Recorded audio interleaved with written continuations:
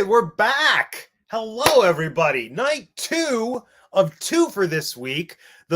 Wow, there's so many movies in so little time. Welcome to another episode of the Teacup for One Oscar Movie Marathon. My name is Matt, and I have 2 degrees, and we are back to talk about another. Well, I guess it is a Best Picture nomination, but kind of the focus and the star of the movie we're talking about tonight is very much like the leading actor. Much like yesterday's film with The Whale, where it was like the Brendan Fraser show. Fun fact, did you know that his name is supposed to be pronounced to rhyme with razor and not Frasier, like the TV show? I just found that out via TikTok like a few months ago, and I don't like it, but if that's what his name is, that's what we have to call him. So yeah, The Whale was like the Brendan Fraser movie. And tonight we are talking about the Cate Blanchett vehicle, Tar, which, contrary to popular belief, has nothing to do with the sticky pavement-making substance. It has nothing to do with actual tar, but there it is.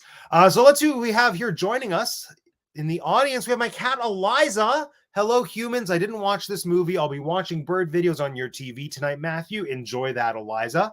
My other cat, Sabrina. Hello, everyone. I'm going to watch the bird videos with Eliza tonight. We love that. Sister cat bonding. And my mom's here. Woo! The mom and the cats. The only audience anyone needs. All right. You know what? Let's bring in our first guest because they're getting very restless in the private chat. Look, everyone. It's Alex T-Tie. Magazines. What rhymes with magazines? I sort of hate to plead, but are there magazines? It's kind of not even perfect. Hi, everybody. Why are you rhyming with magazines? Oh, it's just this silly thing that, happens kind of backstage, as it were, like behind the scenes, where I just for today only create alternative lyrics to Into the Woods. Okay. Yeah. Fun. From Into the Woods. Yeah, that's great. So yeah, okay, Alex, welcome to our tar discussion. Happy to have you. Oh, happy to have myself. Yes, fantastic. So opening question, favorite archaic cis male composer?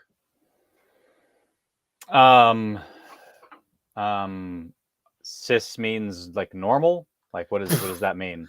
No. What is it? Is it an acronym? What is it? Cis means that you identify with the gender assigned at birth, I believe. Feel free to correct me if I'm wrong. Okay. In the comments. So, I mean, I have no idea what archaic composers identified as, really.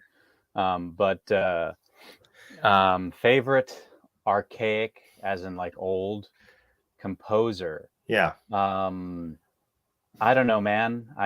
I like music. I've listened to classical music. I like who does the drink milk, love life, drink milk, love life, drink milk, love life. I think that's the Got Milk campaign. That's Big Milk from the 90s. No, but it's based on like a no, I think that's just a piece. jingle. No, I think that's just an original composition that they did in the 90s, like by John Williams. It definitely isn't. But no, I think it is, though. No, it definitely isn't. Well, if you can't tell me who it is, it's John Williams composing for the Milk campaign.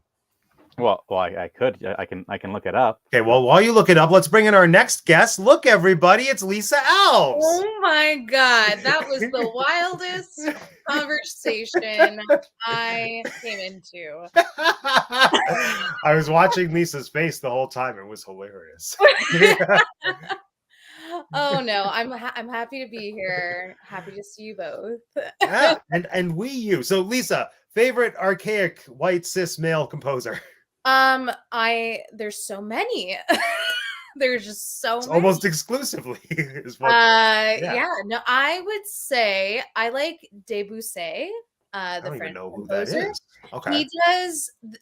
I really like his compositions because they're very they're gentle, unlike Bach's or like in Tar, as we can see in the movie that we're going to discuss. Yeah, I like Debussy. I think I'm gonna find the song that I like the most, and I'll let you know. I'm excited to hear it. Everyone should listen to some Debussy in the background when they're doing some work. It's very nice. Lovely, lovely. I feel like my answer might be Tchaikovsky. I love a good Tchaikovsky piece. Okay, wasn't he Russian? Yes. Yeah. Yeah. Oh, yeah. Right. There's nothing Stella. wrong with the person being Russian. That's Just FYI. Yeah. The song that I really enjoy is one of my favorite. Mhm. It's Claire de Lune. Oh, that sounds familiar. Literally sounds like Mhm. you're on water, like on a pond. Oh, That's what it sounds like. Yeah. I Iconic. love that. Love Yeah. it. So the melody is "Ode to Joy" by Beethoven. Yeah, that's what I said. symphony. Screaming it's at by you Beethoven. guys. Yeah, that's what I said. I said it's by Beethoven, and then it was used for the Got Milk commercials. Who said you didn't say that, Matt? Why are you defensive right now? I'm not saying I didn't say it. You said it. You're implying I didn't say that. No, You looked it I up. just found the information as we Yeah, but previously you discussed. felt the need to fact check me, even though I outright said that this is Beethoven's Ode to Joy. Well, I don't understand. Why are you commenting on it now when we already established that I was going to fact check you? It just feels redundant. I said it's Ode to Well, Joy. but you by told me Beethoven. you told me that Jeanette? you would wait while I look it up. Like, I don't understand. Yeah, I know. Hey, look, everyone, it's Jeanette. Oh, hi. Am I here? Yes, Hey. welcome, Jeanette. Same question. So my knee-jerk reaction is Mozart. Wolfgang Amadeus Mozart. Good. Oh, yes. Died of syphilis. But however, I realized that maybe he's not cis or straight. He true, probably true. was not. So I'm gonna go with John Williams Ooh. Ooh. in his Right. stead. In his Yeah. stead. Just because I doubt he was straight or cis. So just Hey, saying. you know, Tom Hulse made me believe that. So Mhm. kudos to him. that's the problem with the question. Like, I feel Mhm. like a lot of the composers might have been closeted men. Yeah. Well, and Mozart maybe not so closet. I mean, True. True. No. If we're to believe, Not to if say we're that to he believe was anything from the trolling. cinematic masterpiece that is Of Amadeus. Amadeus. No, I don't think it's a documentary though. It's a reimagining. I would of love to history. believe that it is, though. Yes. Oh, I of really course. would. Obviously. I've Obviously. never my seen favorite. Amadeus. So Okay, One it's my day. number one favorite film ever. Like if I was the, yeah. all right, I'm gonna have to watch it. I just have a distinct memory of, like I said, what's his face slitting his throat at the beginning of the movie, and then that jarred me. And then the part where Tom and that lady are speaking backwards. When he's like, Oh. let's speak in reverse. It's Like, this the is so best. kooky. No, that's The Shining, Matt. That's The Shining. That's when they They Red speak Rum? backwards. Yeah, Red Rum. Yeah. Red Rum? Oh, I'm Yeah. conflating Amadeus Mhm. and The Shining again. Every time. Yeah, wait, no, but Amadeus is the movie that has those two, like the two piano player twins at the end of the hallway, right? Yeah, they're like the younger ones. And they're like, come play, We do a crossover? That's an amazing crossover. right? I like that. Right. Let's talk about Tar. Woo! Whoa! Composers, yay. Yay! Why is this movie so long? Oh my god! First impressions, because I'm positive we all saw this for the first time, and probably. And the I last feel like time. we might have the most varied opinions of any movie yet. I don't, Yeah. that's- Interesting prediction. Okay. It was so long. This is my opening statement. It was so long. I disagree. And it was a movie that I had to, if I'm not naturally engaged by a movie, it's very hard for me to watch it. Like I'll find reasons to stop it, to pause it, to do anything else but watch the movie. And that was very much the case with this. I forced my way through the entire thing. And it was definitely a case where I had Wikipedia open to tell me some things that I was missing. Oh, yep. Yeah. But then I went back and then it all made sense. And I think I would like this movie if it was literally 1 hour shorter, because there are seeds of things that I think are great. The performance from Kate is obviously good. We all knew it was going to be good. Some of the cinematography I feel is outstanding and so exciting and thrilling to watch. But yeah, just take an hour out of the damn movie and then I'd like it more. Anyway, Jeanette, opening statement. Okay, if it was an hour shorter, it would be an hour and 38 minutes. That's perfect. So it's That's about the perfect. length. That would be about the length of Nightmare Before Christmas. I'm just saying. So That's a good length. or Perfect 13 amount of going on time. 30. Yeah. So I mean, I'm just saying that I don't know. Yes. Okay. First impressions. It was not the most enthralling movie. I made the decision, like I said last night, to sit down in front of a large screen TV in the dark to watch The Whale. I did housework and watched Tar on the very large tablet that I have. And I move it around. And certain things I do that with. I move it around the house while I'm doing things. I have to do things. To watch all these movies, I have to watch some of them in this capacity. It just has to happen. Like, I don't know what to tell you. It's 2023, people. So I did watch this one this way. And I wouldn't recommend it, but I don't mind that I watched it that way. I had my AirPods in, a surround sound. Like, I mean, honestly, the sound couldn't have been better. And what's more important in this movie? What is more important in this movie? So that's Professional my first integrity. that's my first impression. Is it was, you didn't have to be looking at the screen the whole time. I love Kate Blanchett, and when she was on the screen, I was making sure to watch. The in-between parts, maybe not so much. I'm like, yeah, I know what's going on. So yeah, that's my first impression, was like, maybe this is a great movie, but in the capacity that I watched it in, it definitely kept my attention. And I liked it. Like, I really enjoyed it. And I watched the whole movie. I don't know that I would have done that had I been sitting down in a dark room watching this movie. It's not easy watching it. That's what I'm getting at. Yeah. I don't know. I found that missing some key visuals is why I needed Wikipedia to tell me certain things that were happening, because then I was lost, like the shoes specifically, and everything that the shoes represented or indicated. Like, I could tell when I saw the feet walking after the blind audition that was important for some reason. Then I had to rewind. I was like, oh, there was a scene in the bathroom. And now I get it. Anyway, Lisa. I had a very different viewing experience than Jeanette. I was invited by the Inside Out Film Festival in Toronto to go see a screening of it before it was released in theaters. So I got 2 tickets, and I asked my partner Vince if he would like to come, and he saw the runtime and was like, absolutely not. I went by myself. It's not even that abnormally long by today's standards. Yeah, but like compared to a 2-hour and 30-minute Marvel movie, and then like this like drama, I can understand people's until it breaks 3 hours. I don't question anything anymore. I'm like, it's all fair game. You have a very open heart for runtimes, Jeanette. I and Vince do not. But because it was Kate Blanchett, I was like down. It was free. I was going out. It was fine. So I saw it in like a packed movie theater full of like queer reviewers, queer filmmakers.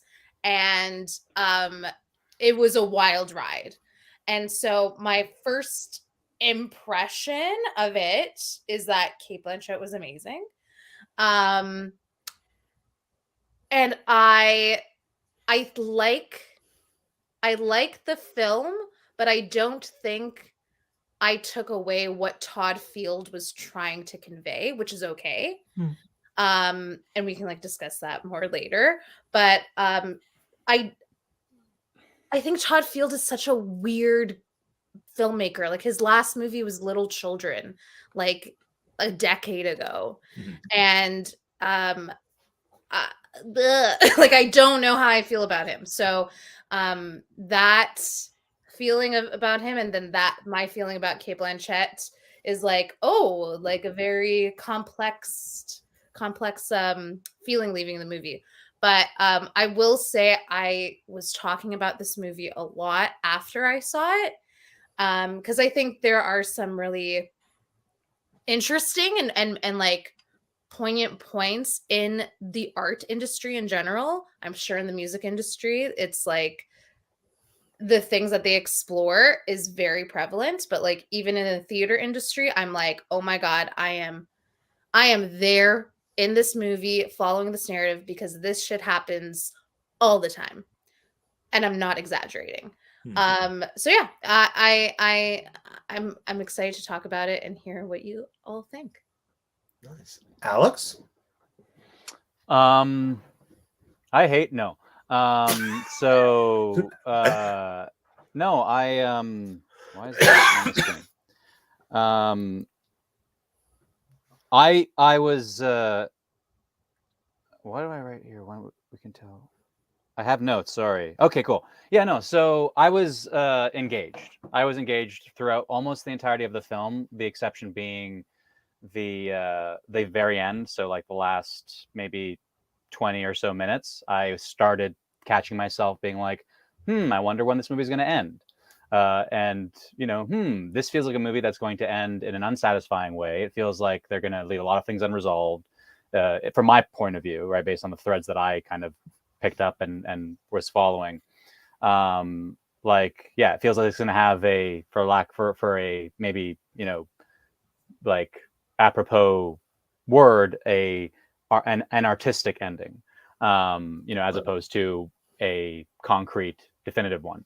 Like she meets So- Leonard Bernstein and he says, "Where's the horizon?" Yeah, Oh my yeah. God, Yeah. So yeah, I mean, and that actually, actually you mentioned that, so that actually, I might have actually preferred that ending if it ended when she went back to her childhood home and was rewatching the the nostalgic Bernstein tapes or whatever. I don't know if that was Bernstein or not, but I think it was. but yeah. Yeah. So anyway, yeah, no, but for the vast majority of the film, I was engaged. I was intrigued. I wanted to keep watching and finding out what was going to happen next. Yeah, really enjoyed Cate Blanchett. And yeah, I like kind of like what Lisa was mentioning.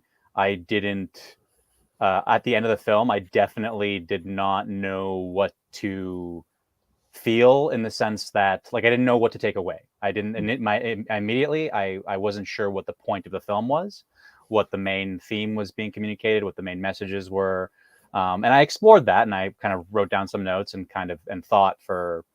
I mean, I also watched it today, and like 3 hours prior to now, like finished it around 5 o'clock my time. So, but anyway, yeah. So, yeah, basically I enjoyed it, but I'm not sure what the point of the film was, and I am interested in exploring that. Well, that was going to be my next question. Why does this movie exist? What do we think the point of this movie is? Obviously, it's a great vehicle for I Kate. have the answer for this. Okay, let's hear it. Let's go. Let's go. It's because Todd Field wrote the script for Cate Blanchett, and it happened, and she agreed to do it. Yeah, I also read that. The actual point of it, Yeah. because that's what he does. He doesn't write scripts to like write a script and see what happens. He writes it for specific people, like he did for Little Children with Kate Winslet and Patrick Wilson, and they did it because they both agreed to do it. That's why he hasn't made any other movie in like years. Really? I was just looking at his filmography and I was like, what is this? I don't know what this is. It's like, I don't even know what to make of this. Yeah, it kind of infuriates me because I like the story so much, but the just factual thing is that Cate Blanchett agreed to do it because he wrote it for her, and that's closed book. That's it. But that's cool, right? Is it?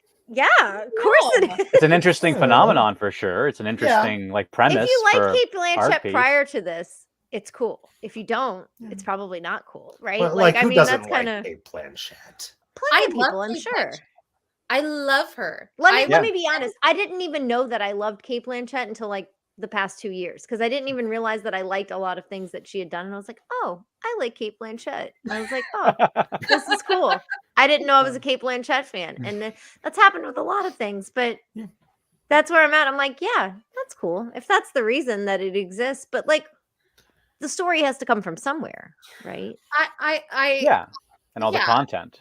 Yeah, the content for sure. And like Todd Fields, what I've read from his interviews and reviewers, it's his interpretation of the sexual assault allegations throughout not only the music industry, but like film industry, theater industry, and turning it around to show us with a queer character and being like, see, like queer women can also be terrible, or like, not just white cis straight. Can I say, I don't think that her behavior was terrible enough for me to be like, her behavior was terrible. That was the actually- problem. Oh yeah, I agree. That was the problem Exactly. I was having. I was Mhm. like, I think I'm supposed to think this is wrong, but honestly, like I don't. I just No, that was one of the things that I like, liked I'm about the okay. movie. I liked how I feel like it Exactly. walked a very good line where it seemed in some cases like I could understand why she would think her actions were innocent, and I could also see why,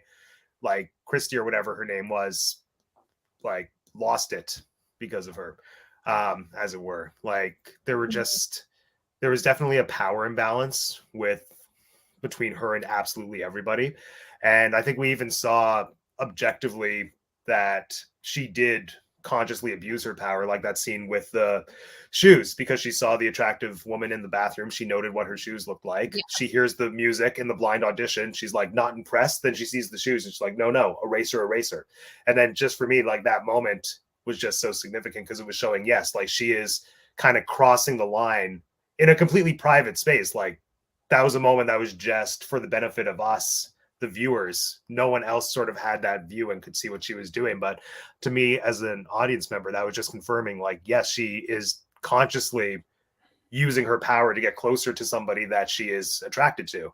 And so if it happened then, it's clearly a pattern Well, and that that's we've seen also like before. what you just said is also a lot more overtly because you've already revealed that this was also a result of you stopping and maybe Wikipediaing or Oh, something. yes, of course. I wouldn't have gotten that otherwise. But that same exact phenomenon happens with the Olga character, right? Like she when she meets Olga for lunch, at least I interpreted that meeting as very obviously Olga was not somebody that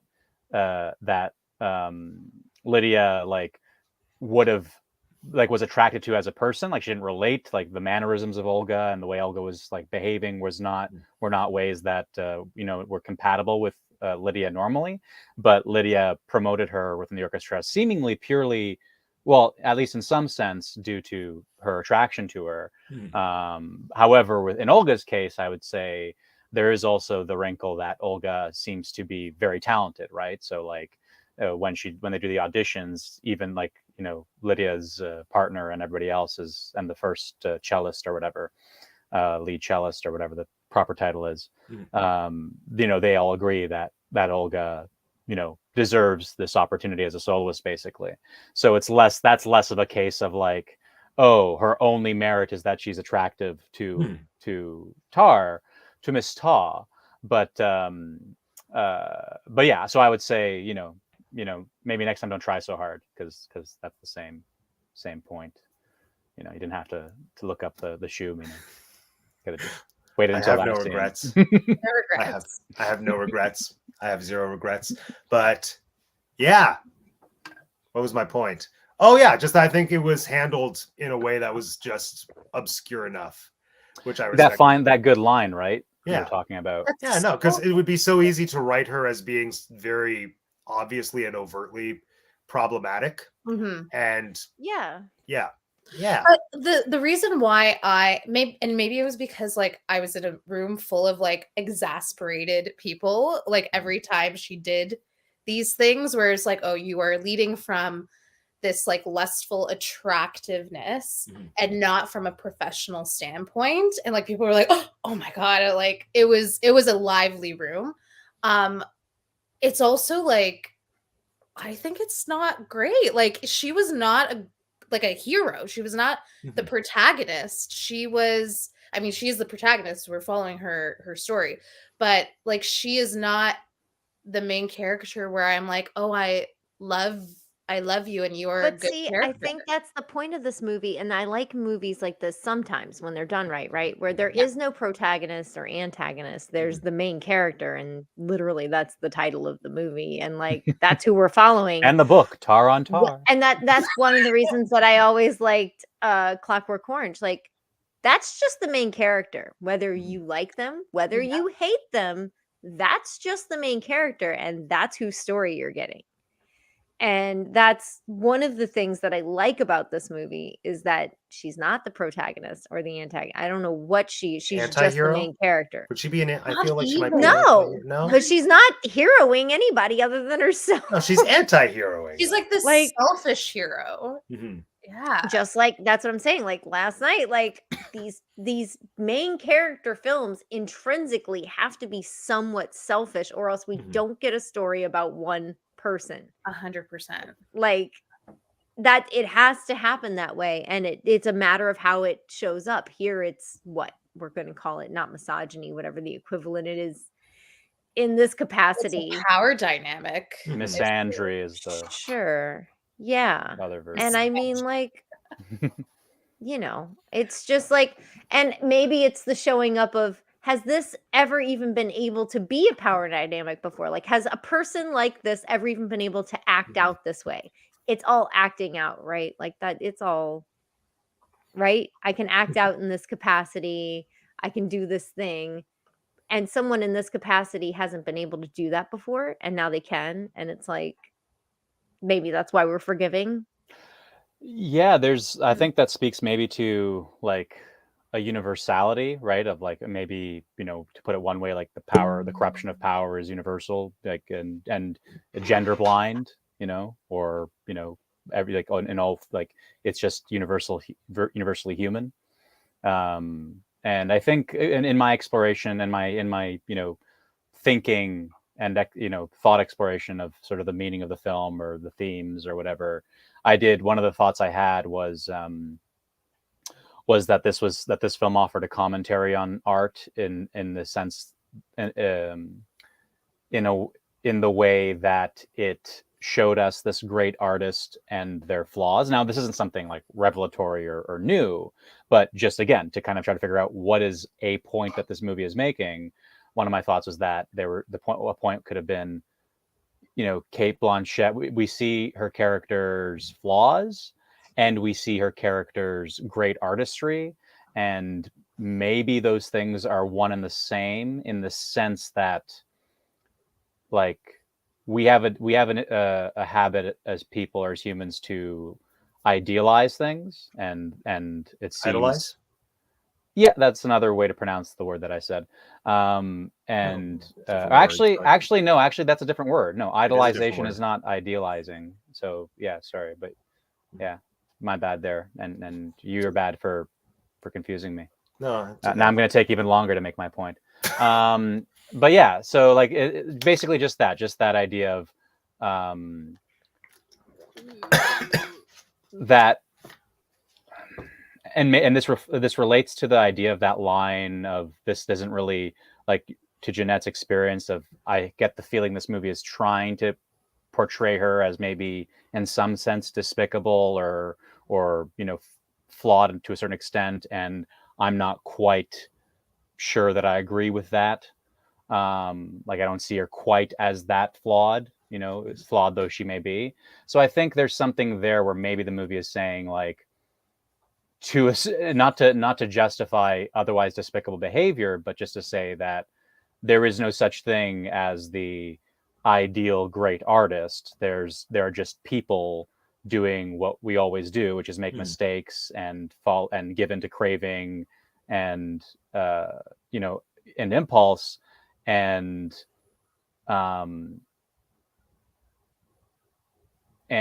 so when we consume art, like, we should maybe be aware of that and kind of defend against it, lest we set ourselves up to these these surprises of, oh, we hear after the fact, or not even hear after the fact, but we engage ourselves personally, right? So maybe there's something there with, like, the girls, the women that she was sort of, for lack of a better term, grooming, but her assistant or Christy earlier.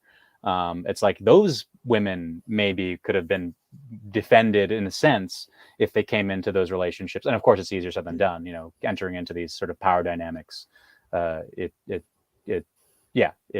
very difficult, if nigh impossible to not feel like the person with the power has The power. Well, but like not the person with the power is this great thing, right? As opposed to just treating it more matter of factually, I guess. But anyway, yeah, I think there might be something there, and I don't necessarily know what it is. I haven't crystallized the thought per se, but just this idea of like making like art and artists are still human, and there's Yeah. and human is to be human, is to err, is to be flawed, is to Well, I want to segue to a point I wanted to talk about anyway, which I think is kind of related to what you're saying, or maybe it's completely different. But either way, segue, because I want to talk about this movie's sort of conversation about art versus artist, which I think is a running theme. Like, it first kind of came to my attention during that scene that I personally loved, like the super long take at the beginning when she's teaching the class at Juilliard. And then that's when the guy is like, I don't like cis, white, old composers because I can't relate, et cetera, et cetera. And then she said something like, I kind of understand what you're saying, but also think about what they're actually communicating through the music, listen to the music, listen to this. And I felt like that just sort of blossomed into a major theme of the movie overall, because they spend so much time building her up and her credentials and her skill and her talent. But then we also kind of get the curtain pulled back to see what she's like as a person and how she's affecting the people around us. So what do we think this movie is saying about the art versus artist relationship? That's part one of the question. And part two is, do you agree with it? Because I feel like generally my perspective is I like to have a separation between art and artist, but I also think it's easier when the artist is long dead and they're not actively affecting people in our lives right now, as it were. Like, if we're supporting them, then like if they're problematic in real life, then supporting them, maybe that means just giving them money and helping them fund their terrible behavior. But if it's somebody who existed like 400 years ago, yes, they did terrible things, but also look, they wrote this fantastic thing that has so much meaning to me. And yeah. Anyway, I don't know. What do we think? What do we think the movie is saying, and do we agree with it? Let's start with, I want to hear Lisa's thoughts. I think the whole movie is an exploration on this theme. And I do think they do it very well. And I think Cate Blanchett makes it very clear of the, I guess, like where the artist is coming from in this point of view, because like she's still an artist, she's still making work, even though she is being sued and she's lost her job at the end with everything that happens. I think I don't know the answer. I think it's like a really complicated thing, and I think it's a personal choice for a person to make. I was having this conversation with Vince the other day about Joe Rogan, because there's so many people who listen to his podcasts, and then there's a lot of people who like will not at all. Yes, I can see some people in this room like hinting at the fact that they listen to Joe Rogan. I do not, because I just don't like him, and even though I like the guests that he has, I'm Can we just bring Fear Factor back? Can he just I host know Fear the Factor Fear Factor again? is That's great. all I Fear really Factor- want him to do ever in life. I know. I just want him to So. start like yelling at people at bewilderment for eating a tarantula. I just want him to cover people in bugs because bugs scare me. Sorry. Yeah, I agree. When you say Joe, I'm like, yeah, can we just bring that host back? Fear Factor? Yeah, I know. Yeah, and like with like Harry Potter, The Cursed Child was in Toronto, and there was a lot of debate about like, oh, should we go see it and support J.K. Rowling? It's not even just J.K. Rowling. It's like the local artists that are performed and featured in the play.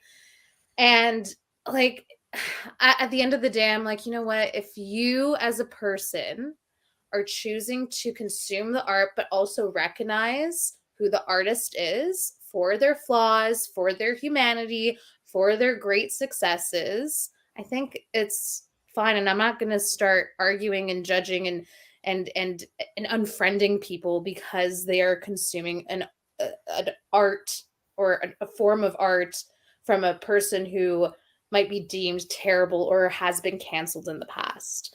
But I think as a consumer of art and a person who makes my own choices, I am allowed to say, no, like this is not for me. I'm not gonna listen to a Kevin Spacey song. Like I don't want to listen Do to his. those exist? Yes, he has a song. I don't know. He like has a jazz album, I think. I don't know. Vince, correct. Why?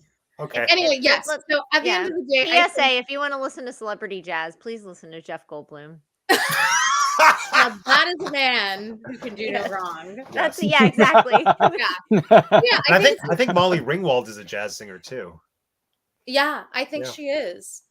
I don't know. I don't know in terms of, you know, when artists do something bad and then like the whole industry cancels them and like they lose their job. Like I think that is a whole other conversation. Like I don't know if Oh, that's the next question. Yeah, so we can talk about that after. So yes, Yeah. art versus the artist. That's what I think. I think it's an individual choice, but consume art just knowing that we're all human and we all make mistakes. Said Jeanette, what do you think?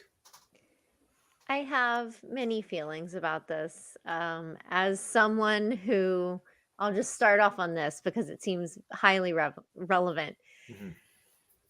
As someone who grew up thinking that The Cosby Show was the height of comedic sitcom brilliance, and now I cannot consume that because someone has made poor choices in their life, yet they were a wonderful comedian. It really stinks. That's what I'll say about that situation. It really stinks because I had albums of his. I had like seasons of the show on DVD. You know, this was ages ago. But it's like, even if I still had them, would I keep them in my house in public view? No, probably not. That's a sad state of affairs. When we can pretty much guess that a lot of people that we are fine with are, the probably horrible people. Like plenty of people that we just don't know. And I will say, to your point about like like in the movie, what happens in that classroom. At work, in my job, I play rock music on up from my phone to a speaker. And I had a young woman that worked in my kitchen be like, I can't listen to this Aerosmith. He's a horrible person. And I'm like, look now, this is just rock music. I don't know what you want me to do. They're all rock stars. I will guarantee you all of them are probably slimy people. Not John Bon Jovi. I love their music, and I really couldn't. I don't know what to tell you. Like, that's how I feel about it. I'm like, I'm all for, if you like their art, unless they've led a genocide or something. Like, I don't know, separate yourself from it to some degree. Am I going to go out and buy a print of a John Wayne Gacy painting? No. No, I'm not. I'm not going to do that. What did John Wayne Gacy do? I haven't been paying attention. He paints. Painted. Oh, he's a serial killer. Oh, okay. I didn't know that. Of young men. Yes. Oh, and so okay. I would not do that. I would not buy that. That is egregious. So there is a line. I just don't know what it is. It's like that PETA sign. Where is the line? And they start with like rabbits, and then there's horses, and they're like, what meat do you eat? And you're like, I have a line. I'll show you. It's right here. Like, I'll show you where that line lies, but you got to lay it out. Like, that's my view on this whole thing, is like, yes, there are some people I would still love to consume their art, and there are people I will not. Yeah. I will say, I will say for that scene, I was so uncomfortable because it was so uncomfortable. I've literally been in theater classes where a person is like, I don't feel comfortable doing this play or doing this scene from this white guy who is known to be an awful person.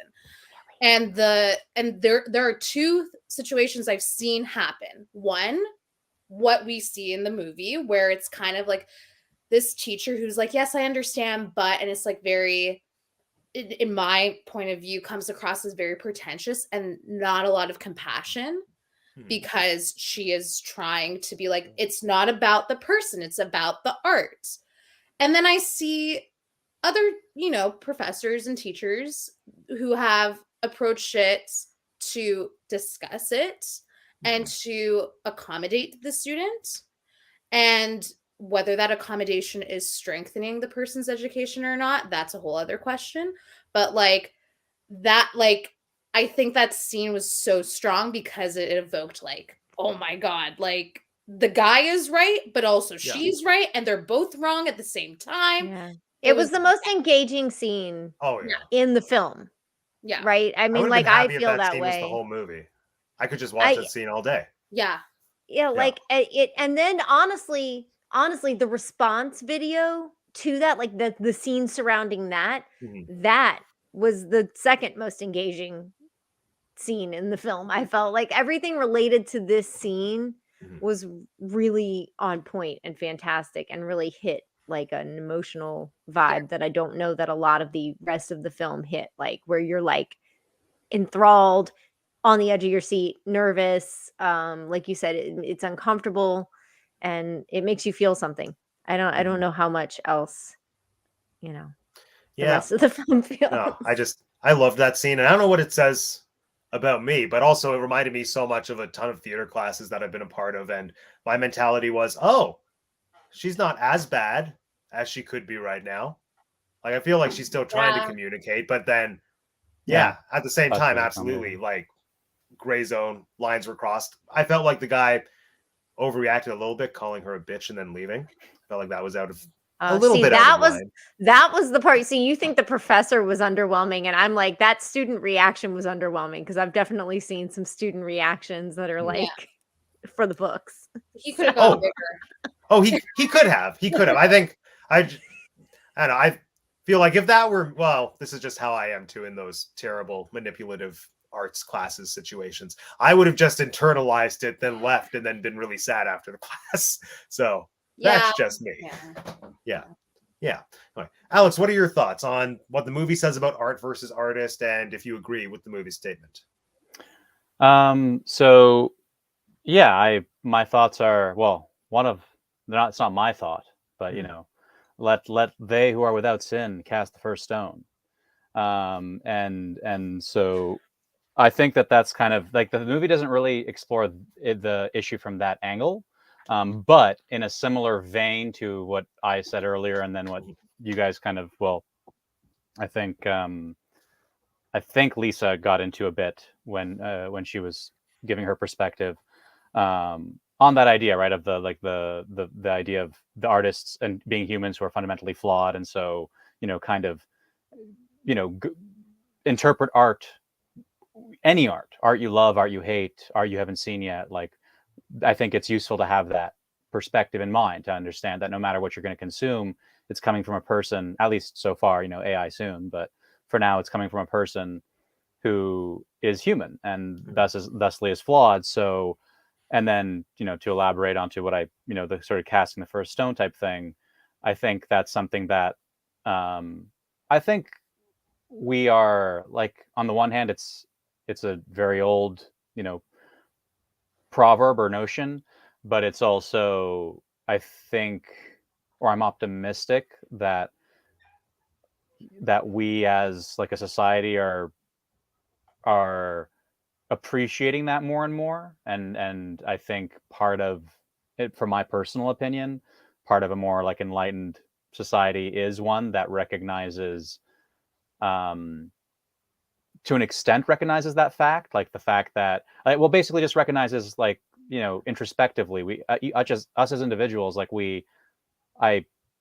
I feel like it's reasonable to say that every individual, especially once you've lived a few years, on this earth, you can look back at your life and the choices you've made, and you can find things that, you did that you feel were wrong. You can find things that you did, mistakes you made, people you've hurt, yourselves, others, and you could look back and either wish that you hadn't done some things or regret them in some other way. And of course, that doesn't mean that, all wrongdoings or despicable acts are equivalent. Of course, there's some people who commit atrocities that, it's not the same as simple, or it's not enough to simply say, well, humans are flawed. Nobody's perfect. But at the same time, there is again a universality to this experience of being a flawed, imperfect human being who makes mistakes and gives into impulses. So yeah, I think that the movie does, as I said earlier, make this commentary of like art is in that way, art itself is flawed because it comes from flawed human beings, and so and this quest for perfection can kind of it can maybe even, I don't know, maybe in some weird way it can incentivize or promote or like create circumstances for these artists to act out, as Jeanette said earlier. Like maybe this, like, you know, in Tar's case, in Lydia Tar's case, you know, her status, which is informed not just by like title and, you know, statistics and productiveness and merit, but it's also informed by prestige and you know, like reverence and people you know, giving placing on a pedestal, and that fact itself may be a significant contributor to these people in power or in positions of greatness feeling like they can get away with things or feeling emboldened to act on impulses and stuff like that maybe normal people wouldn't. So normal people, whatever, right? People who aren't in those positions. So so yeah. So now on the other hand, I personally don't think like, or at least I didn't walk away from this movie, and I'm still not convinced that this movie does make a great point on this. It's just something that I just found myself kind of piecing together with some effort after the fact, because like I said, I didn't finish the movie feeling really settled on what the point was. So this sort of idea of art and humanity and flaws and all that, like, I'm not sure that the movie does a great job with this. Similarly, I personally didn't find that scene particularly interesting or impactful. Personally, I thought specifically that the acting of the guy left something to be desired, but that's a commentary on the performer and more commentary on the writing of that scene. But again, clearly I'm, at least in this case, the odd one out because everybody else seemed to be very impacted by that scene. But I just give him an Oscar. I think he should have gotten this. No, but even just the premise of the scene itself, like I was intrigued at first, and I thought that she had, like you, Matt, I thought that her the way she approached that objection initially was somewhat charitable. Like I didn't find that she was going in at it like, shut up, you're dumb, it's the art, not the artist. I felt like she was somewhat trying to, in her own like quirky or aloof way. She was, you know, leaving space. She was doing a bit of that, like, well, let's explore that, let's unpack that a little bit, let me see if I can take you to the place that I think is correct, in, at least as far as I could interpret it, in a way that's gentle for her, if not that's outright gentle. There's also that small scene where she objects to something that the older gentleman says at the exclusive club that they dine at. Like she's like, oh, didn't he throw a woman down a flight of stairs? And then she, like, at the end of the conversation, like, looks, kind of goes, huh, like, oh, I see what I did there. Like, almost like she's observing the her story own device reaction type thing. So that was interesting, I thought, in relation to that particular theme and storyline. Yeah, I actually recognizing it. Yeah, I didn't get that. Like for me, that's I thought she was just kind of, I thought she was being funny. Like I thought she was just saying, like, kind of incident, like, didn't that guy incidentally, like, maybe even mocking what a, you know, the younger person would have said. Not that, sure, right? I would take that over it not having any meaning. Yeah. No, I didn't think it had no meaning. That's the way I read it. I was like, oh, it's she's either just kind of juxtaposed or she is flagrantly making fun of it. Yeah. That's interesting. I feel like that device of her always talking to her mentor and being in that like club is that mirror to herself through those conversations. Because there's also the other thing. There was the other conversation where the mentor was like, "Oh, I'm glad they didn't like fire me. Yeah, yeah. I was sleeping with my Well, and students." she's also literally trying to We close also the have door to, behind herself, right? yeah, Like she's like, we don't need to make this only women. exactly. Right. She's Yeah. literally closing the door behind her. It's like So she I can be the mean, only one. Yeah, exactly. yeah. Yeah. I think that those scenes were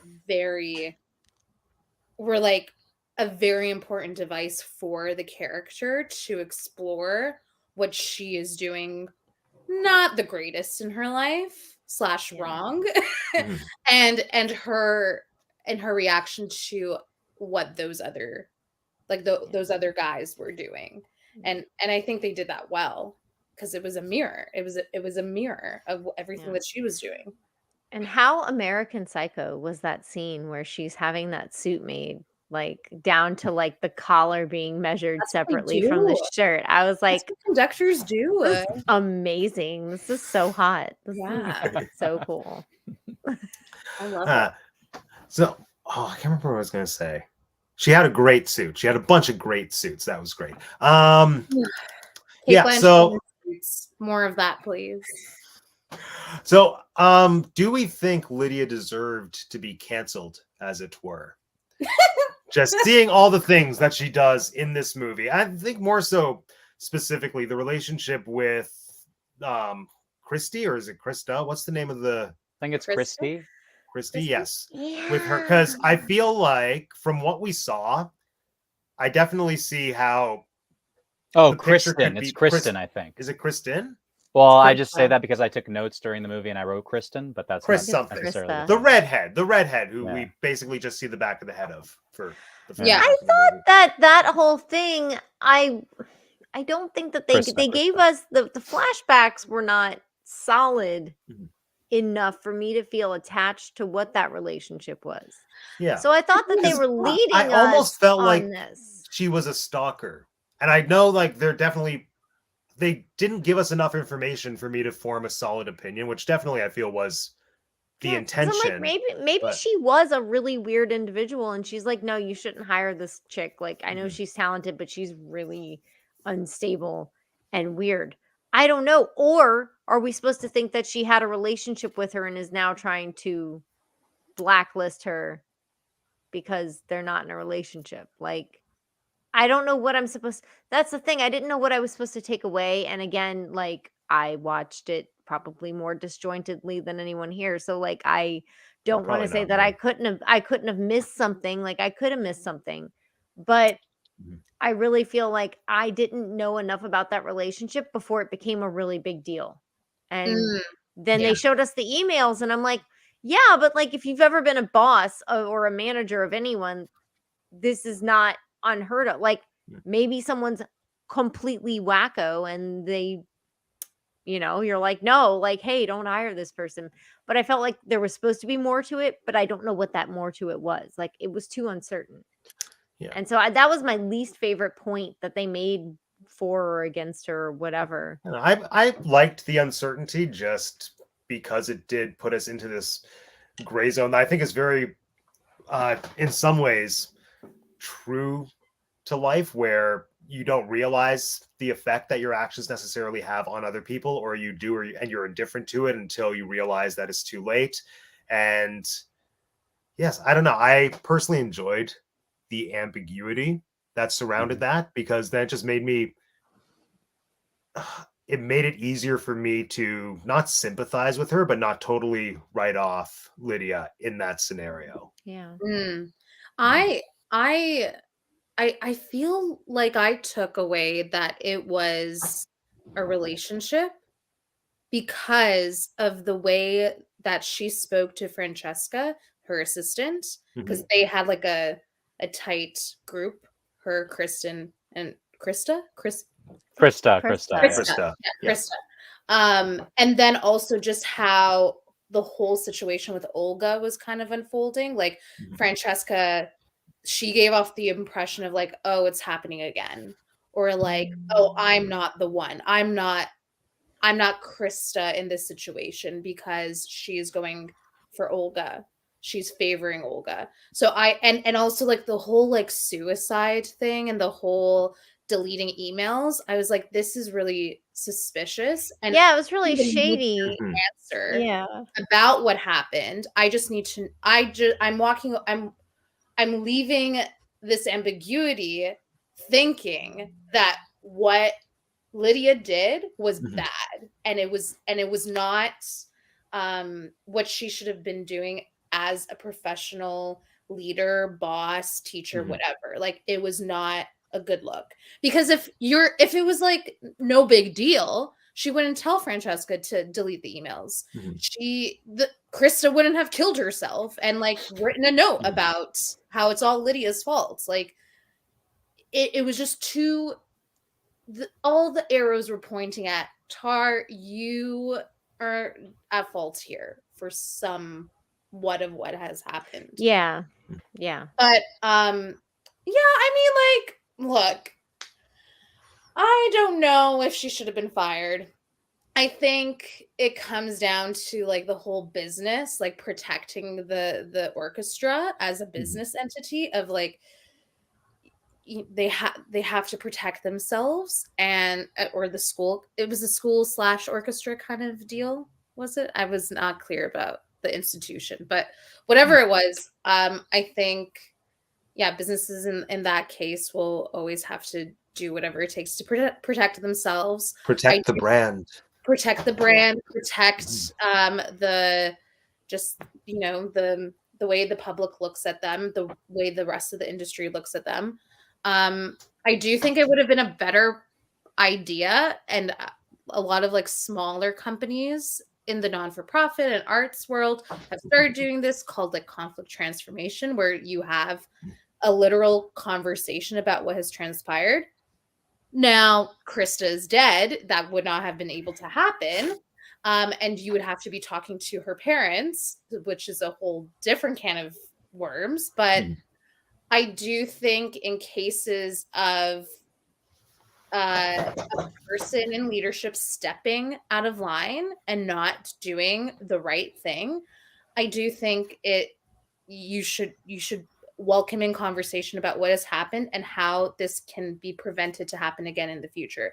Because them just firing her doesn't mean that another person coming into her position is gonna like that they're gonna do that the same thing. Like I don't think it's helpful for the institution. Clearly Lydia went off and went into where did she go? Taiwan?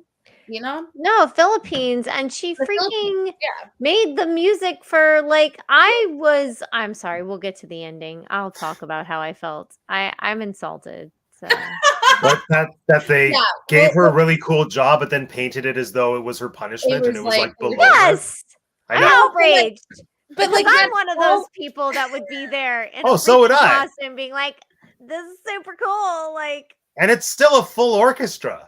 It was screw yeah. you, whatever your name is, but dude, that obviously she's coming from decided that was a bad thing. Yeah. Yeah, no, we can talk about the ending later. But yeah, like she clearly like she was fine. Like she took a job, she did what she was doing. I did she learn from her mistakes? Will she not sleep with, a subordinate? I don't know. Like I feel Oh, well, I definitely think the movie was painting the ending as though to say, this is your punishment, cosplay nerds. But also, I think it's a cool job. So there is that. But there's also the fact that she is still working at like a pretty Yeah. respectable capacity. So it almost makes me that's what question, I'm like, saying. are there Like, repercussions? Did she learn anything? Or is she just going to continue this pattern of behavior Exactly. with new people, with Exactly. video game orchestras? also, is it meant to say that we're just an accepting culture of that sort of thing? That's mean to say in general What? too. Like, oh, you're cool, you'll take all the sex offenders. Oh yeah, like that. Yeah, that's not a good look. But also, like, does Todd Fields know the cosplay I don't know. world? Every time we Probably start to not. say Todd Fields, I keep wanting to say Todd Phillips. It's so hard for me to say Todd Fields. Todd Fields, Todd Fields, Todd Fields. Todd It's Fields. so hard. I have to say it without saying Todd Phillips. Todd Todd Fields. Phillips. Todd Fields. There it is. Yeah. Yeah. I'm also Oh wait, no, Alex, what are your thoughts? I can't remember what we were talking about. Well, Yeah. you were asking about the feelings. Like the official question was about her being canceled. Yeah, and, like, we canceled. agree. Yeah. You deserve But it. I'd rather comment on what you guys were discussing, which is, well, one, I missed a whole bunch of shit that you guys picked up on because we'll get to that in part when we discuss the ending because Let's just talk about the ending now. We're here. We're here. Well, okay, but before we move Let's on to the open the door. ending, I'll just say that I personally I didn't enjoy the ambiguity of the film. I thought there was a lot of stuff that I felt the movie brought up and then didn't really kind of properly address, and I wasn't a fan of that mostly because by the end things weren't addressed. Like throughout I was fine, but then when the movie ended and I felt like, so specifically there were three, like I labeled them mysteries, which were the whole like her hallucinating or hearing sounds, what that was about. I know it's somewhat addressed when she picks up the naked old lady and there's an implication that, oh, that was just a sound from that and so on and so forth, but anyway, I didn't think it was still completely resolved considering there were other sounds that we didn't get to have that explanation for. There was the whole metronome phenomenon and the book. Like I piled those two together. Like who sent the book? What was the purpose, the meaning of the design that she reacted to? That was sent by Krista. That was Krista that sent it. Where does the movie tell us that? Wikipedia tells us. Okay, but the movie doesn't. Yeah, like it was there. Yeah. Yeah, there was the book. So maybe like when she opens, because she opens it and there's what I interpreted. I saw like a maze, like one of those draw with your pencil mazes. Yeah. Maybe on that page that she rips out, also there was Krista's signature. I know after she does that, because she throws the whole book in the garbage. Then after there's a scene where she writes Krista's name, or at least I don't know if she writes it, but there's Krista's name written out in handwriting, and she has that. She makes at risk, like she has that switching of the whatever that's called, an anagram or whatever. Yeah. But yeah. But so I just treated that as a non-definitively resolved question. And again, the metronome, I saw like the cover of the metronome seemed, again, it was very quick and I didn't pause the movie, but I did pause the movie to take notes, but I didn't pause the movie to see what was on the metronome. But that seemed to be like similar to that maze pattern. But so I didn't know what the answer was there. And then the third mystery is the nature of her affairs. So like the movie, very much mostly with the Krista relationship, the movie does kind of imply things, and at the very end, one of her last flashbacks or visions or dreams are, the very like pretty sexual one with Krista and her, or presumably Krista and her touching each other or whatever, like Krista supporting her. Anyway, so that's implying that they had sex, let's say, but we don't know that definitively, and we also don't know, like we see her throughout the movie being flirtatious, whether it's with Olga or that first girl at the beginning of the movie where her assistant kind of is watching her and then tells her you're late for your meeting or whatever. So anyway, I personally was kind of like, I was frustrated that these things weren't like fully explored. But and I'm also curious because again, it seems like you guys have you guys were felt pretty strongly that Krista sent the book, and again, I'm not like, it's clear that yes, that's a strong implication of the movie, but again, it's not definitive. So I'm definitely curious on like these points, the different things that you guys might have picked up on, and then. Oh yeah, and then I also wanted to comment on it was just funny, and I guess you guys already kind of did this, but I also one of the things in the movie that I didn't think where it was ambiguous was that Lydia like clearly was guilty, like felt guilty about what happened with Krista, and like had good reason to, even though the movie didn't necessarily give us super definitive evidence of that. The fact that she wanted to delete her emails and everything like that, and the fact that the movie kind of gave us scenes where like she looked at the email and then kind of had like a negative reaction to it and stuff. So to me, I interpreted that as, at the very least, she knew, like she like it spells it out that she ruined Krista's life, right? Like she blacklisted her from all her She had potential. something to hide. I mean, obviously. And she also didn't, like, when she was asked about it, it's not like she came out and said, "What are you guys talking about? Krista was insane. She did this crazy thing and this crazy thing and this crazy thing." She didn't really ever say that. She told some people, like her assistant or whatever, like she wasn't one of us. She was strange. She was weird or whatever, right? But it's like, so a lot of the movie, I think, gave us good reason to think that, like, Krista probably wasn't a menace to orchestras, and it was probably more something that they were together somehow. There was some kind of relationship, whether or not they had sex or whatever. And Lydia, for whatever reason, because she was dumped by Krista or who knows why, like was on a sort of vendetta afterwards. But anyway. Yeah, I think the ambiguity that you're talking about, Alex, is important, and I think it was like a very specific choice from Todd Fields to have it that way, because like it's awful to say, but in a lot of cases that don't go into an investigation process, it is completely filled with ambiguity, and you only have like notes, these like fragmented pieces of story from both parties, right? So until it gets to an investigation and like legal stuff is involved.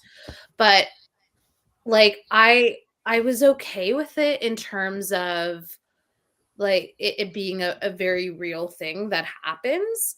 And I think the whole thing with Krista, oh my goodness, what were you saying about Krista? Not the maze. You were just talking. She had like Kate Blanchett had their name. The anagram. No, it was the last thing you just said. The metronome. The last thing I said about Krista. Well, but going emails that. Yes. Okay. So that whole relationship, I think, if they were, sexually involved or whatever, I think it was a bad case of alchemy in terms of, and this is like me reading into the ambiguity of Lydia being like, okay, yes, I'm attracted to you, and you're, one of my, not colleagues, but a student, a protege, whatever. And this is going to be great. And then realizing, oh, she has an attachment issue, or like she is like too needy or too much that I cannot provide, and I need to cut it off. And then it became this like downward spiral for Krista into the whole like stalking and like the incessant emails and the book, whatever. And like that happens in a lot of cases when somebody is abused or assaulted. There's many cases where people will have a bad reaction through their attachment traumas.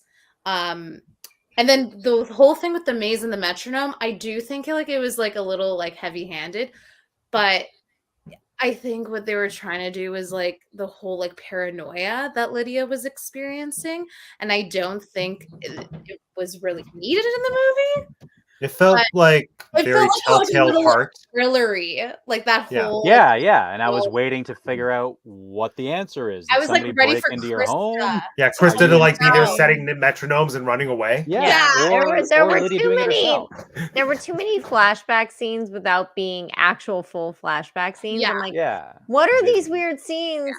They don't have an actual place and time, and I'm not getting anything out of them other than she's there. Like that's it. And that's why I think the movie could have been shortened, because these little flashbacks and like the whole thriller-esque type of devices could have just been edited out, and the movie still we wouldn't have lost anything. I mean, but in fairness, that engaged me up until I realized that the movie wasn't going to answer the question. Exactly. So it's actually possible that without that stuff, I would have been more bored. Exactly. I feel like this movie can be edited to all the scenes where Kate Blanchett's face are on screen, and then that's really all you need. Yeah. Anyway. So There the is interesting ending. stuff, but yeah, the ending. The ending. Yeah. Here Yeah. I'll start because you guys all already alluded that Yeah. like you have strong opinions and I don't really. So the last like 20 minutes of the film, like pretty much from the point that she goes back to her childhood home or whatever and watches the tape and to the end, like I didn't really know what was happening. Like It felt so fragmented. I yeah, it felt. was It fragmented was and very. yeah, like there. So to me, like it wasn't at all obvious, like where she ended up or whatever. But so what I took away was that she ended up like finding another job or getting another gig or whatever. I thought maybe she was going to like some like I thought it was related to the beginning of the movie when she talked about the people, like the culture that she visited, that she Yeah, right. exactly. That's what I thought where it was headed. Yeah. Yeah, so I interpreted it that way, like she's going back to that, and then the actual like phenomenon of like, or the actual like or like event itself when she was about like to conduct and everybody was dressed up. I had no idea why that was a thing. I also didn't, but I didn't interpret it like I didn't interpret any kind of like I didn't. It wasn't even clear to me. Also, it wasn't obvious to me that she was fired or canceled. Like I saw the scenes. I So saw you didn't know protesters. that what she was doing was orchestrating the music for a video game No, at a Comic-Con in front of people no, in I didn't. video I didn't games. pick You that. didn't I know didn't pick any of that up. that was going on. I did Okay. not. All I right. did not. Well, I bless your just thought she soul. was going back, That's and when it happened, interesting. I was like, okay, whatever. How did you manage to make it here with us beautiful people and not know that that's what was going on in this scene? I'm just saying, all of us, like, how'd you manage to make it here with us people who all knew that was going on and you don't know that's what's going on? That's what I'm That's the wondering. question, and whether it might be because because maybe once I started once I started thinking to myself, when is this movie going to end? Like in that last section, maybe I just stopped paying attention. I started getting lost in thought, possibly. But yeah, I didn't pick up on the video game. I also didn't pick up on any judgment. Like I didn't pick up on it being like I a think we're bad or negative supposed to, thing. yeah, I feel like it's definitely it's supposed to read like, look where she's ended up. See, I read it Like, as hopeful. I read it as her like quote great. unquote choosing love. I was like, she's just going to. I thought there was Choose love. maybe She never chose love. Every well, she did in the relationship was interview. transactional.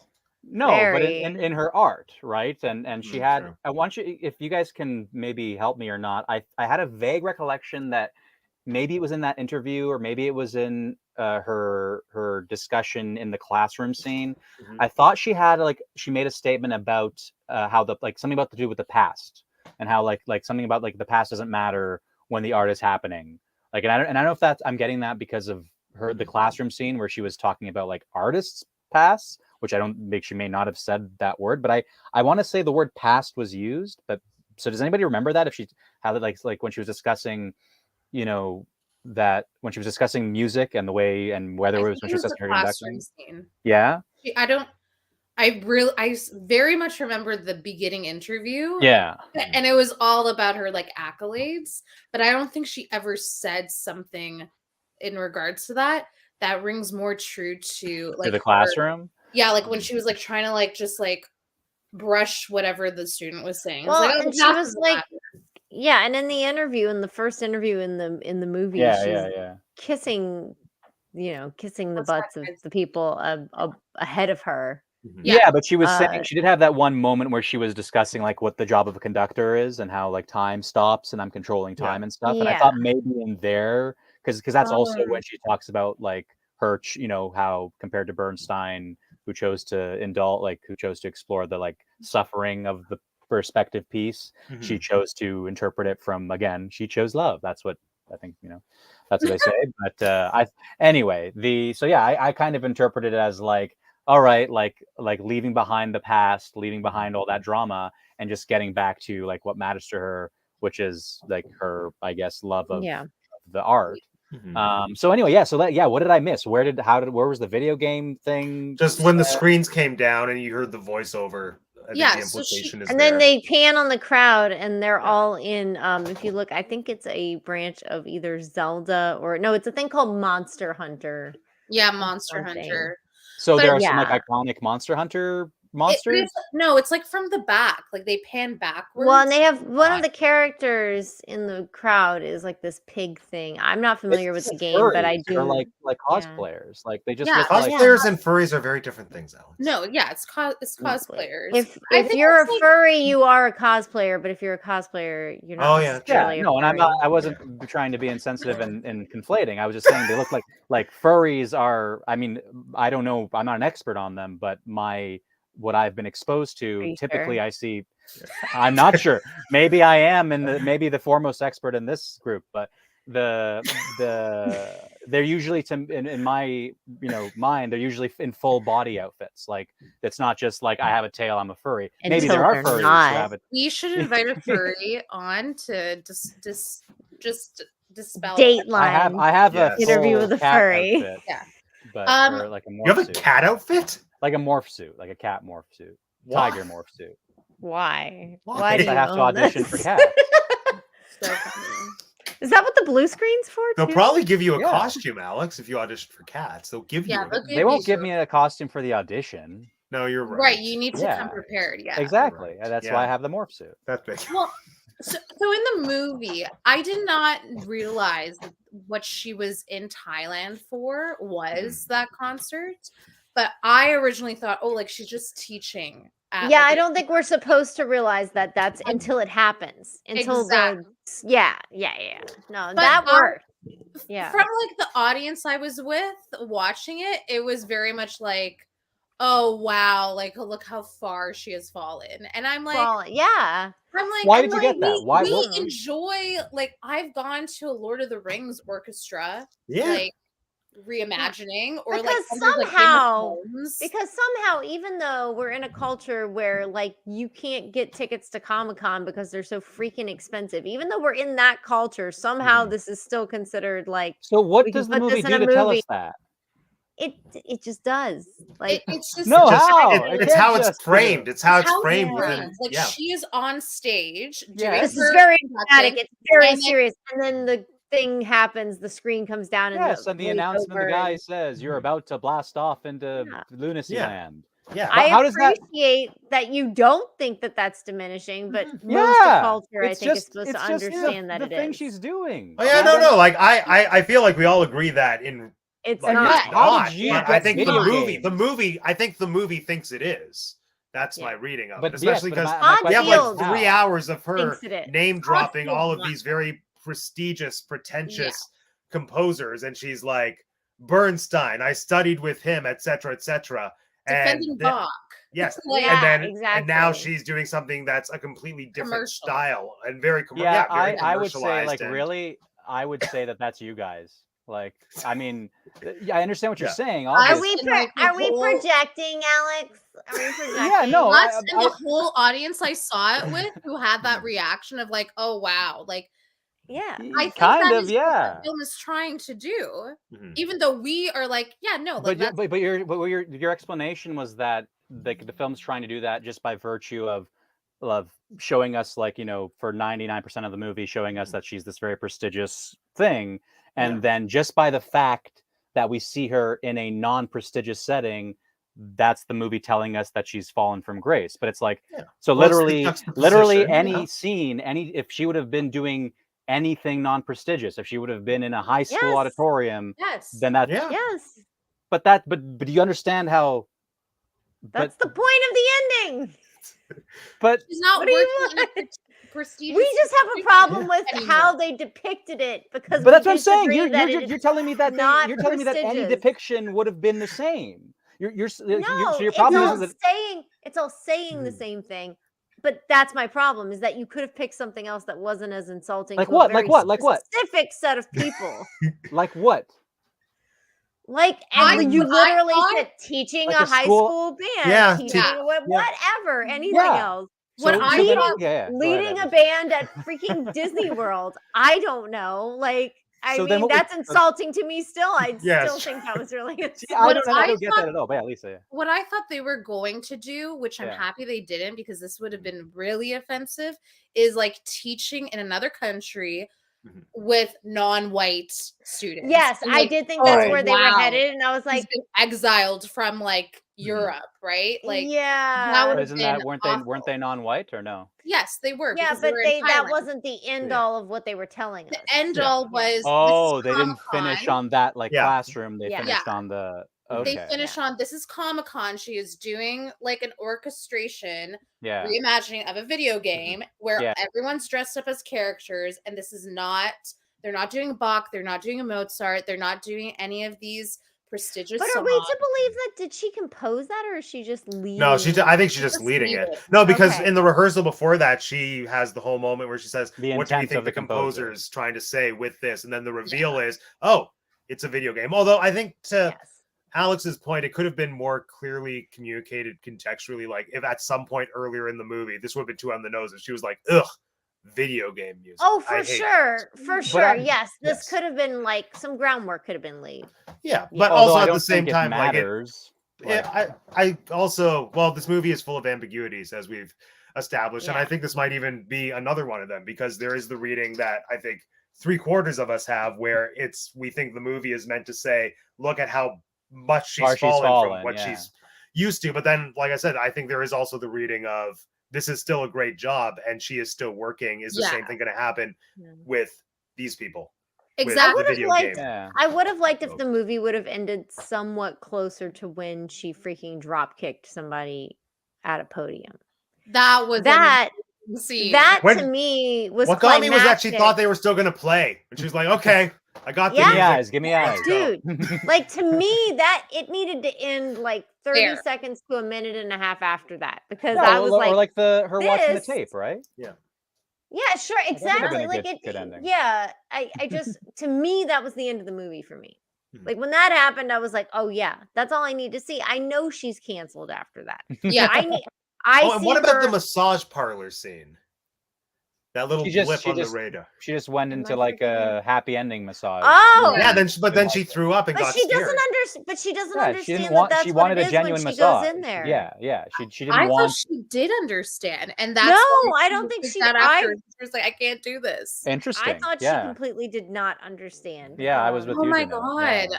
That's And interesting. I mean, like, once again, like, I don't know. I'm just like, am I that mad at her? Yeah, I'm well, not she that mad at her for For what? this. I don't know. For going to a freaking, like, it's an established business and they're going in, like, Yeah, no. Oh no, I she don't thought she asked the guy, I feel like a massage. He Mhm. was like, welcome to the land where massage means, getting groped for fun or consensually. And then she shows up and she's like, this isn't what I wanted. Yeah. Because it's not her culture. Because she didn't know what to expect. like, that's what I'm saying. Like, she didn't expect that. And to be, Yeah. I don't know. This is a question of put in the same position. If you don't expect that, what do you do? And are you being honest? Oh, yes, I'm Like, sure I mean, definitely like, a lot of that's what I'm people would just saying. do it. Like, what do Yeah. you do? Oh yeah, like, yeah. that's No, I gonna think that was determine how a you feel about this morally- part of the film. Yeah. Yeah. I think that was like a point plus, like a positive Yeah. point for her. She was like, okay, yeah, don't take advantage of the sex workers or whatever.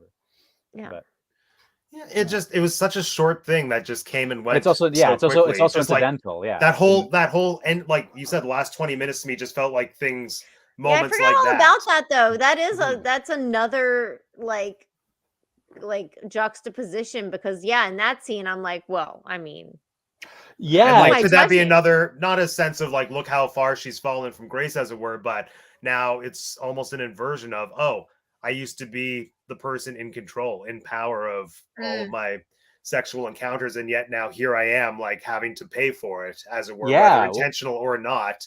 Like, okay, yeah. and her partner calls her out on the transactional nature of all her relationships, and it's Yeah. like now you're in a like very literal like, transaction. on the literal. nose. Yeah. Yeah. Yeah. So that's an interesting Mhm. thing to think about. Yeah, but It's a good one. Yeah. anyway, Yeah. yeah, that's funny. This No, is a just- funny movie. Yeah. It's funny. Yeah, it was a real Great knee comedy. slapper. Let's see, what's it nominated for? Let's find out. Actress. Yeah, I know it's picture. nominated for cinematography, which I wouldn't be sad if it That's won. interesting. I didn't note the cinematography in this film. Normally, Like I'm the long sensitive to takes that. were so amazing. Yeah, Like that. I'm not disputing it. I just found myself. I didn't like. That's not something that I noted for Oh myself. I no, didn't for know. sure. And I didn't even note it. There were just moments. Actually, it was that scene, the Juilliard scene, when I thought, "Have they cut yet?" Then I rewound through almost all the scene and realized they, in fact, had not. And then just noting what the camera blocking had to be and how they had so many cool different compositions visually just by reframing and moving into space. That was just one of those things Okay. that technically I got really like nerdy and geeked out, excited So about. they're nominated for best screenplay. And I No, just, yeah, I'm like, I don't know. Who else is nominated for screenplay?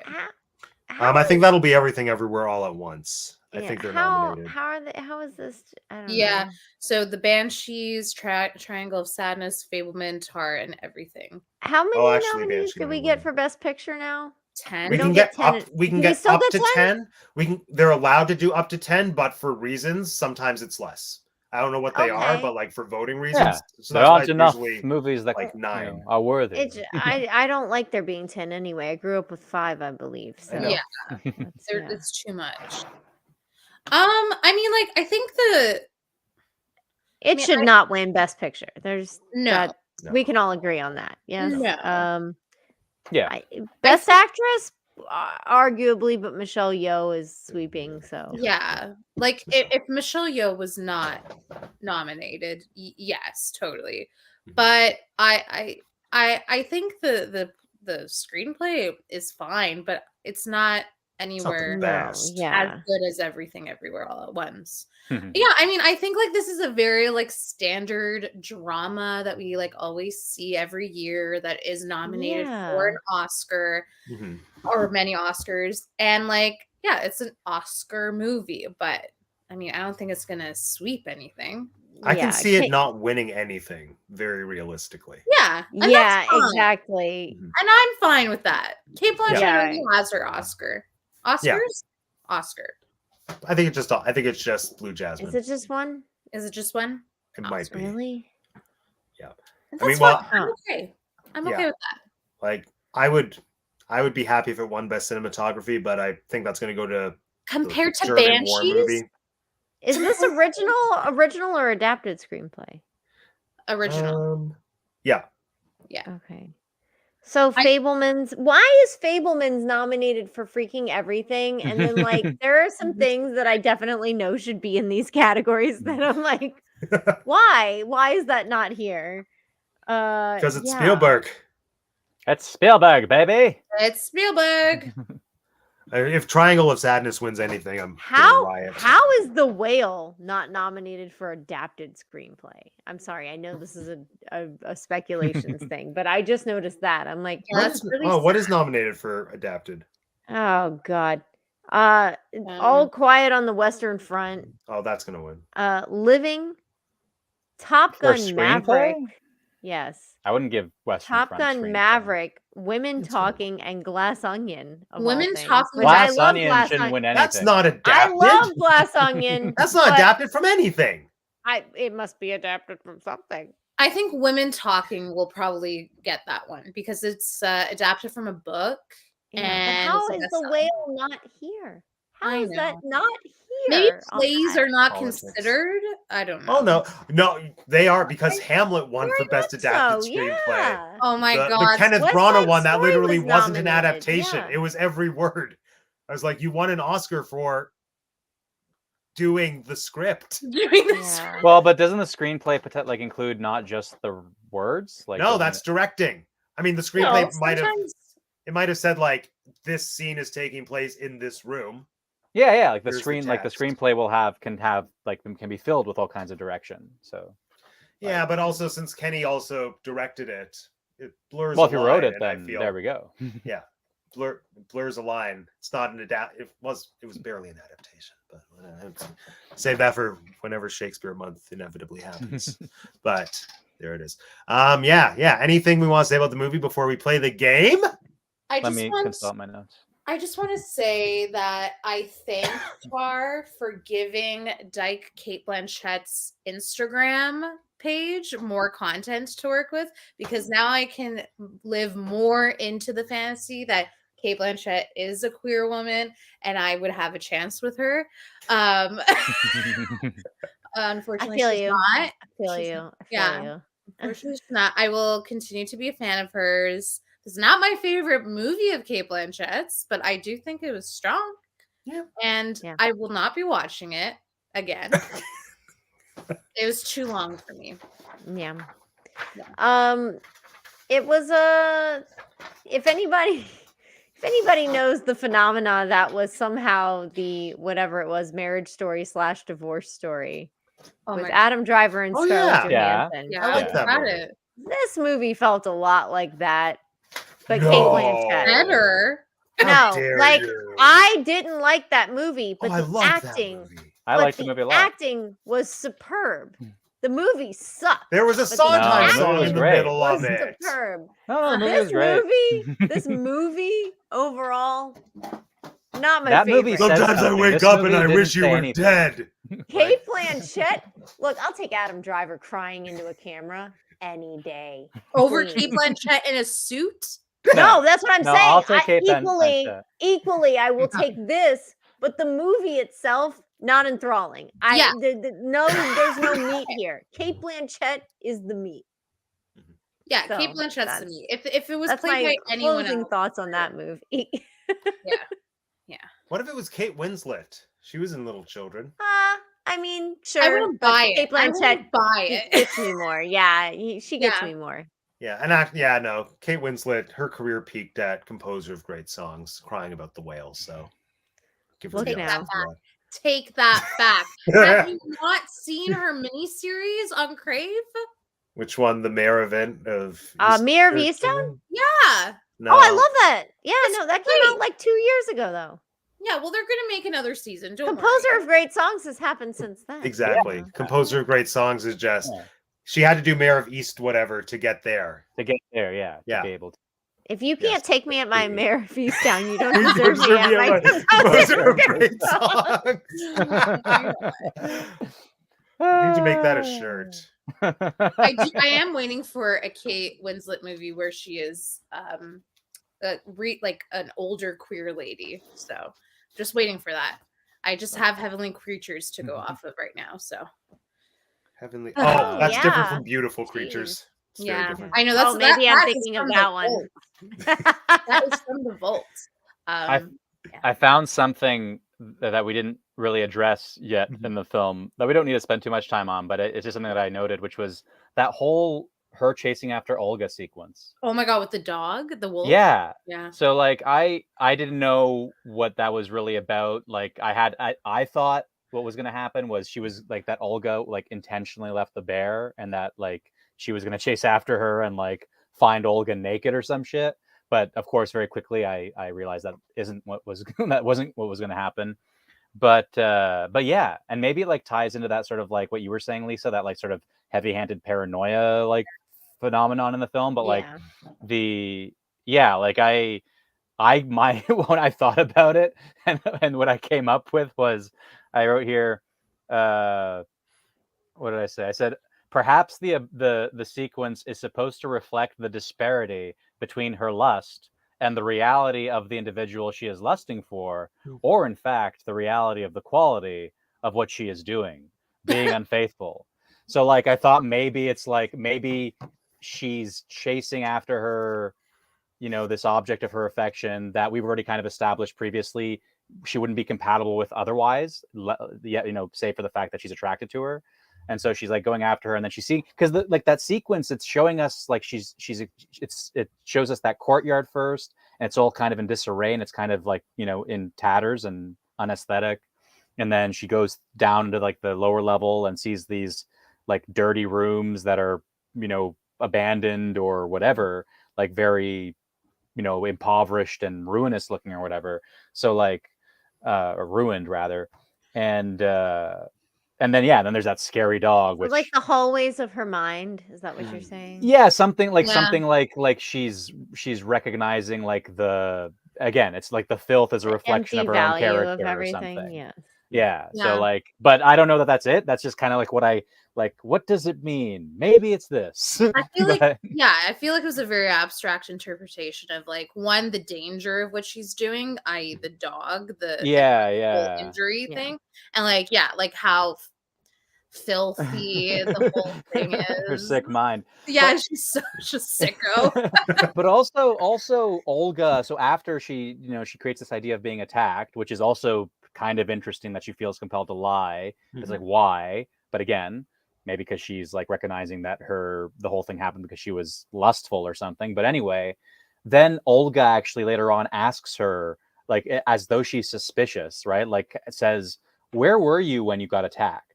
Like she doesn't say it quite in that overt of like a "Where were you?" But she asks Well, it, right? almost like she knows that there's a wolf around there and is like, "Oh, you must have been in my building. Why were you in my Yeah, building?" exactly. Like she's in bed, Yeah. like has some inclination as to the fact that she was in Yeah. her thing, and it's like we don't ever get a follow up The to whole that. thing, I think all the hallucinations were supposed to be metaphoric, and I don't think we were ever supposed Oh to think yeah, that she was actually having oh yeah, because there's hallucinations that or one that. thing where she's in the middle of a Yeah. pond or whatever, right? So Yeah. Wait, the There whole were dog thing was a hallucinations. hallucination? I who knows? This movie I think doesn't she tell us anything. fell. I think she just fell. I don't think there was actually a wolf there. Shit, at where all. were the mushrooms? Like that she was taking. I mean, there was also that one scene where she's running and she hears like screams and she's trying to follow the screams. yeah. When she's running it, yeah. And that's and that's like that's like what's I associated that with all the other noises, right? Like the Yeah. low metronome. hum or whatever, and Yeah, it was Yeah. just maybe that was also just Krista hiding behind a tree screaming. Oh my god, it's Yeah, just Krista. exactly. Just Krista. The whole I do want to mention because we haven't talked about it very quickly. The whole relationship with her and her wife, I really liked, and her wife deserved better. I think she was a good mom though to Petra. The little kid. Yes. Yeah, she was good. Yeah. and the wife says that, right? Like Yeah. in a way with the whole like The only non-transaction. relationship that's not transactional. I was like Yeah. ready for her to beat up that bully, that little girl, Yes. like just Yeah, But also, Anna. it's so messed up that she's threatening a kid. no, it's amazing. I would my mom. No, was- you She didn't gotta. threaten Yeah, the I was kid. gonna She just said she say was gonna if get the- her. Yeah. Get her No, what? I Get her a gift. Get her a present Some for kid, Christmas. some kid leaves bruises on my kid. You better see what I'm gonna say to him. just watch out. Yeah, I'm Yeah. going to get you, and nobody's gonna believe you. It just, I'm an that adult. that might have been one of the most screwed up things I think she did in the movie, where she's like, "I'm an adult, and they're not going to believe you." It's like, But yeah, you better that believe should- me. Now I see your mentality. That's how Exactly. you work your way through Very life. Roald Dahl. Very Roald Dahl. very Yes. Roald Dahl. Yeah. Oh, The more I think about it, the more that marathon ruined me on Roald Dahl. If we want to talk about artist versus art, I just don't like him anymore. They re-released The Witches, the book. They like yeah, and they edited it, right? Yeah, they Well, edited but then there was so much uproar that they changed their mind. They're like, no, you can just have the original racist Yeah. witches. Take your anti-Semitic literature, enjoy it. No one's talking about it. That's what the witches is. it is. It's just like that's what it is. children, beware of the Jewish ladies. It's like, no. And once you No. see it, you can't not see it. The witches is I- ruined for me. Yeah. The witches is ruined for me.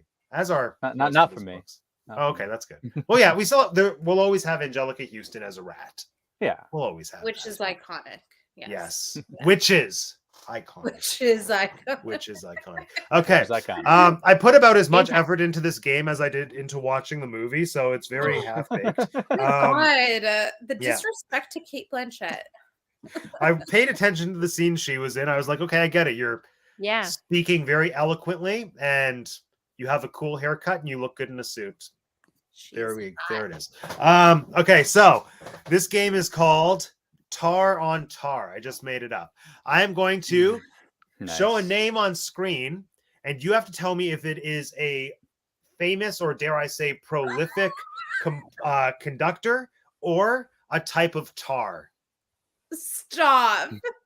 And when I say type of tar, it's a blanket term because I still don't really understand what tar is. But Yeah, they're you either needed they're either you shush. They're either a conductor, or they're it's not. some kind of like pavement construction Medium.